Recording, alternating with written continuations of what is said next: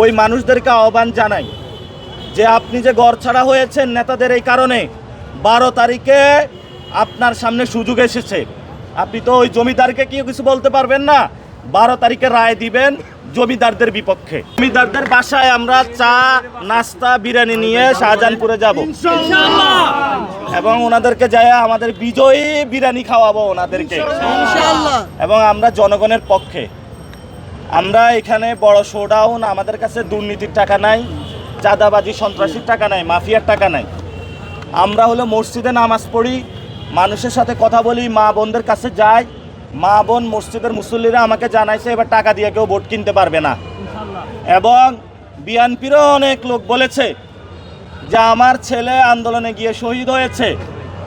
এই যারা জমিদারি কথা বলে, যারা আমাদেরকে নিপীড়ন করেছে, আমরা যখন আন্দোলনে গিয়েছিলাম, আমরা যখন মানুষকে নিয়ে এই পল্টনে পুলিশের গুলি খেয়েছিলাম, আর তারা তখন গুলশান বিভিন্ন জায়গায় বিভিন্ন আওয়ামী লীগের নেতাদের সাথে তারা বন্দোবস্ত করেছিল এবং নেগোসিয়েশন করেছিল, যার কারণে বিএনপির লক্ষ লক্ষ মানুষ ঘরছাড়া হয়েছে।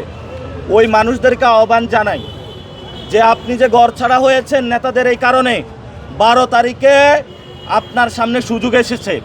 আপনি তো ওই জমিদারকে কি কিছু বলতে পারবেন না। 12 তারিখে রায় দিবেন জমিদারদের বিপক্ষে। আমার বাইরে বলতে দেন।